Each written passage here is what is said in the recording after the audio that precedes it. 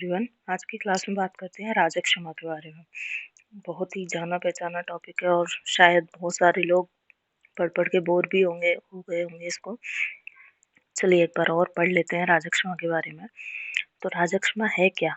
दो शब्दों से मिलकर बना है राज यक्षमा, यानी कि राज प्लस यक्षमा, राजा को होने वाला रोग। कौन से राजा? चंद्रमा को। तो सबसे पहले ये रोग किसको हुआ था? राजा चंद्रमा को।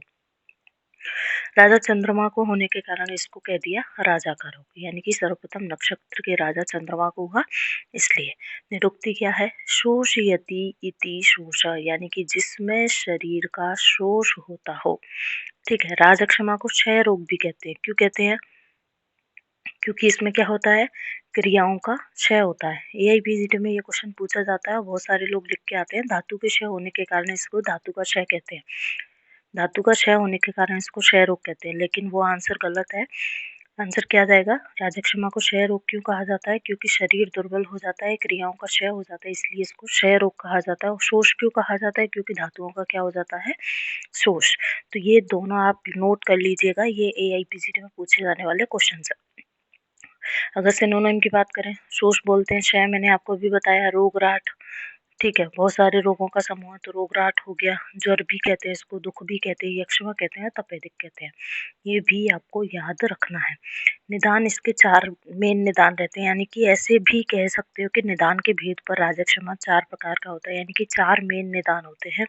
वेग धारण के कारण राजक्षमा होगा, साहसिक जन्य कार्य अधिक करने के कारण राजक्षमा होगा, क्षय के कारण राजक्षमा होता है, और विषमाशन के कारण भी क्या होता है? राजक्षमा होता है। ये तो रहते हैं विपक्रस्त निदान। सन्निक्रस्त जिनकी वजह से तुरंत हो सकता है, उसमें ज्वर काश प्रतिशय, ये क्या होते हैं? निदानार्थ कर रोग होते हैं, जिनके कारण भी राजक्षमा हो सकता है। पूर्व रूप भी इसके खास हैं। राजक्षमा के पूर्व रूप में क्या मिलता है? प्रतिशय जो होगा पूर्व रूप के अंदर आता है, और लक्षण में भी प्रतिशय आता है, उपद्रव में भी प्रतिशय आता है। ये भी बात आपको नोट करके रखनी है, पूछी जा सकती है एआईपीजीटी के एग्जाम में, कि जो प्रतिशय जो है वो राजक्षमा का पूर्व रूप भी है, लक्षण भी है, और उपद्रव में भी आता है। तो ये भी आपको याद रखना है। तो इसमें प्रतिशय होगा पूर्व रूप में, शरीर में दुर्बलता आएगी, धातु क्षय नहीं होगा, इस धातु क्षय हो जाएगा, इसलिए धातुएं नहीं बनेंगी इसलिए, और इसी के कारण क्या होता है? क्रियाओं का क्षय हो जाता है। अंगमर्द होगा, कफ का स्राव होगा, बहुत ज़्यादा कफ का स्राव होगा शुरू में, और आंखें एकदम सफ़ेद रहेंगी, क्योंकि ब्लड सप्लाई धीरे धीरे क्या हो जाती है? कम हो जाती है। अति स्त्री प्रसंग की इच्छा रहती है उस व्यक्ति के अंदर, बल मांस का क्षय हो जाता है। केश नख अतिवृद्धि खास पूर्व रूप है, बहुत बार पूछा जाता है। केश नख अतिवृद्धि 2 व्याधियों का पूर्व रूप होता है, एक प्रमेह का और एक राजक्षमा का। तो ये भी एआईपीजीटी में बहुत बार पूछा गया है। राजक्षमा वाला जो व्यक्ति है वो नदी जलाशय सबको सूखा सूखा देखेगा, हर वस्तु से, हर व्यक्ति से घृणा करता है, खुद एकदम हाइजीनिक रहता है, साफ रहता है, लेकिन फिर भी उसको ऐसा लगता है कि मैं बहुत गंदा दिख रहा हूँ, गंदा प्रतीत होता है, शरीर में भीभत्सता रहती है, और तारा समूह चंद्रमा इनको गिरते हुए देखता है। तो एक खास क्वेश्चन और आता है, ऐसी कौन सी व्याधि है जो शारीरिक होते हुए भी जिसके पूर्व रूप मानसिक होते हैं? क्योंकि ऐसा एक्चुअल में हो थोड़ी रहा है, नदी जलाशय सूखे थोड़ी है, ठीक है, और तारा समूह चंद्रमा सॉरी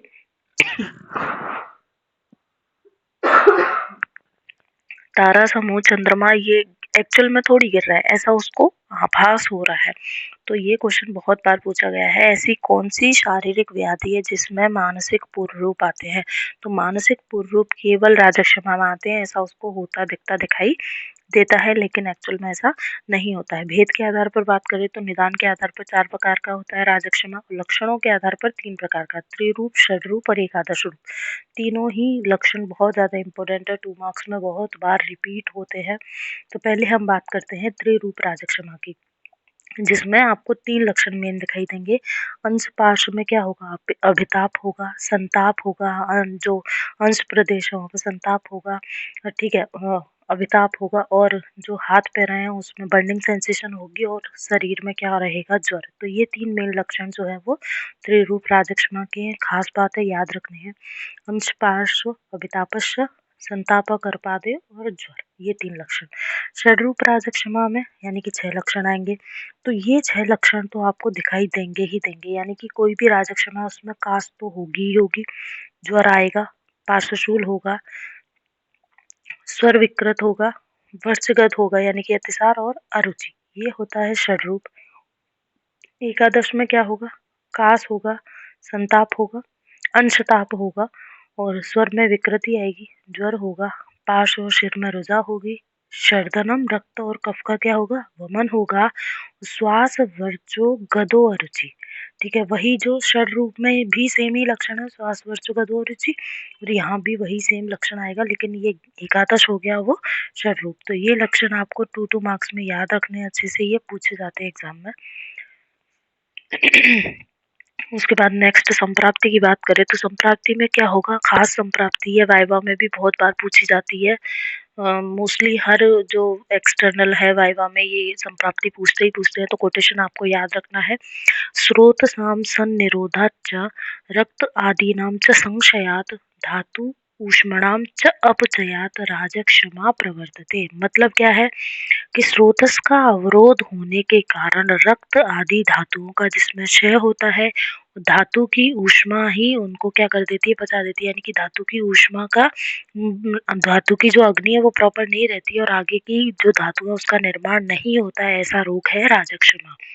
सबसे पहले आता है वेग धारण जन्य राजक्षमा। तो निदान क्या किया? वेग को धारण किया। वेग धारण करने से क्या होगा? वही बात का प्रकोप होगा, अग्नि दूषित होगी, अग्नि दूषित होगी तो शरीर में त्रिदोष का क्या होगा? अग्निमान जो धातु नहीं बनी तो त्रिदोष का क्या हो गया? प्रकोप। त्रिदोष प्रकोप होगा, यानी कि तीनों दोष अपने स्थान को छोड़कर कहीं और चले गए तो क्या होगा? स्रोतस में अवरोध होगा। स्रोतस में अवरोध होने के कारण, अब स्रोतस किसके हैं? धातुओं के, तो धातुएं प्रॉपर नहीं बनेंगी, धातु का क्या हो जाएगा? क्षय। तो धातु का क्षय होने के कारण ही इसको क्या कहा हमने? शोष कहा, और यही क्या है? हमारा वेग धारण जन्य राजक्षमा। क्लियर बात।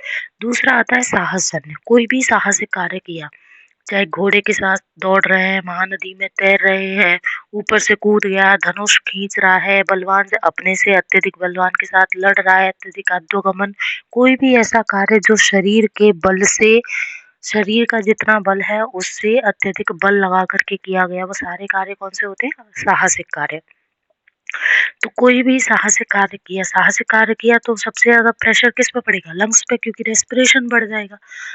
ज्यादा रेस्पिरेशन की गति बढ़ने की वजह से और में क्या हो जाएगी? चोट लगेगी, क्षत हो जाएगा, उसकी वजह से वात का प्रकोप होगा। कहीं भी चोट लगती है वहां वात का प्रकोप होगा ही। प्रकोपित वायु कफ को उसके स्थान से निकाल लाएगी, स्रोतस में अवरोध करेगी, शोष होगा, और वह क्या है? राजक्षमा। फिर आता है विश्वासन। कोई भी जो व्यक्ति हैं जो अपत्यार व्यार वो सारा कर रहे हैं, विश्वासन कर रहे हैं, विश्वासन तीनों दोषों को प्रकोपित करेगा, स्रोतस अवरोध, वही धातु नहीं बनेगी, धातु का क्षय, यक्षमा हो गया। फिर आता है क्षयजन्य। अब क्षयजन्य राजक्षमा 2 तरीके का होता है, एक अनुलोम क्षय, एक प्रतिलोम क्षय। अनुलोम क्षय का मतलब ये है कि आज जैसे रस से रक्त बना, रक्त से मांस बना, इस तरीके से शुक्र धातु तक पहुंचते हैं। तो रस प्रॉपर नहीं बना इसलिए रक्त नहीं बना, रक्त नहीं बना इसलिए मांस नहीं बना, और जो है अस्थि मज्जा अच्छी नहीं बनी इसीलिए शुक्र नहीं बना। अगर इस तरीके से धातु का क्षय हो रहा है वो तो हो रहा है अनुलोम क्षय। ठीक है, यानी कि पहले रस धातु नहीं बनी और रस नहीं बनेगी तो शुक्र तक कैसे बनेगी? अगर इस तरीके का शरीर में क्षय हो रहा है वो तो होता है अनुलोम क्षय। प्रतिलोम यानी कि उल्टा क्षय हो रहा है, शुक्र का क्षय हुआ इसलिए वायु कुपित हुई तो उसने मज्जा को कम किया, अस्थि को कम किया, मेद को कम किया। तो अगर इस तरीके का आपको विपरीत क्षय दिखाई दे रहा है, यानी कि रस धातु तो अच्छी खासी थी लेकिन शुक्र अत्यधिक मात्रा में शरीर से बाहर निकल गया, तो वो किस तरीके के क्षय में आएगा? प्रतिलोम क्षय में।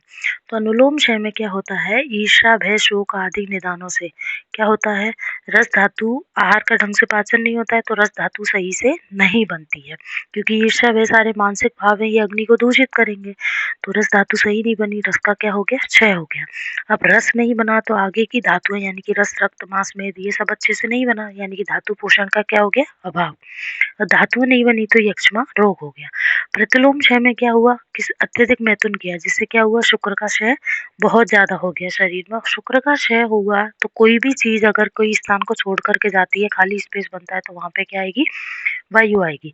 तो शुक्र का क्षय होने के कारण वात का प्रकोप होगा। वायु पूर्ववर्ती धातुओं का क्या कर देगी? क्षय कर देगी, और इस तरीके के राजक्षमा को हम प्रतिलोम क्षय राजक्षमा कहते हैं।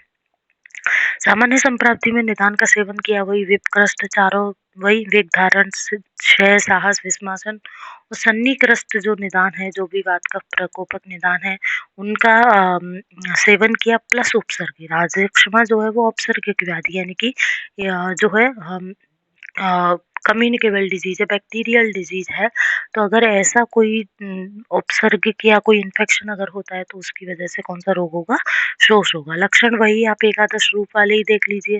सिर में शूल होगा, कंठ में उध्वंस होगा, स्वर भेद होगा, रुचि, वही जो एकादश रूप के हमने लक्षण पढ़े वही लक्षण है। फिर बात करें चिकित्सा सिद्धांत की। चिकित्सा सिद्धांत में क्या होगा? सर्व त्रिदोष जो यक्षमा दोषाणाम तु बल अबलम परीक्षा आवश्यकम वैद्यम शोषिण समुपाचरेत, यानी कि सभी प्रकार के जो राजक्षमा होते हैं त्रिदोषज है।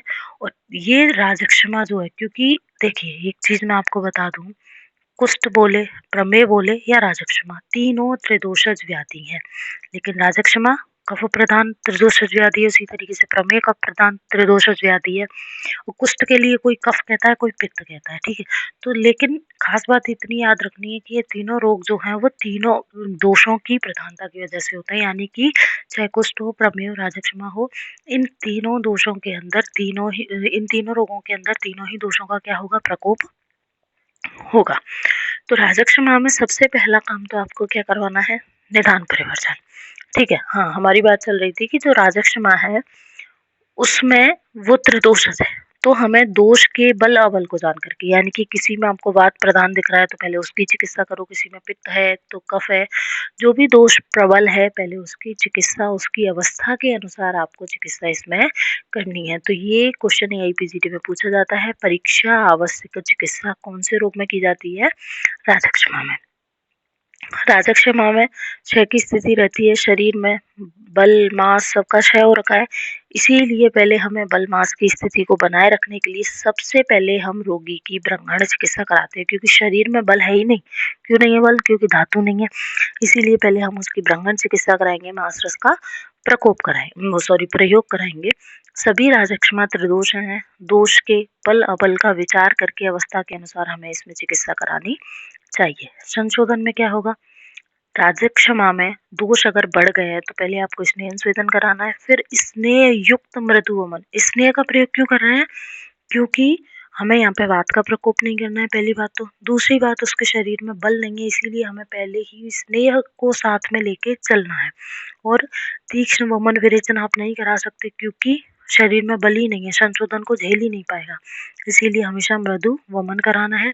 जैसे ही बल प्राप्ति हो जाए वापस स्नेह स्वेदन कराओ, फिर स्नेह युक्त क्या देना है? विरेचन देना है। तो स्नेह युक्त पूरी चिकित्सा की जाती है यहाँ पे। पहले स्नेहन करवाओ, स्वेदन करवाया, फिर स्नेह युक्त वमन दिया, फिर वापस स्नेहन स्वेदन करवाया, फिर स्नेह युक्त विरेचन दिया, ठीक है। अब ऐसा आप स्नेह युक्त वमन विरेचन दोगे, इससे रोगी का क्या नहीं होगा? कर्षण नहीं होगा, यानी कि वायु का प्रकोप उसके अंदर नहीं होगा।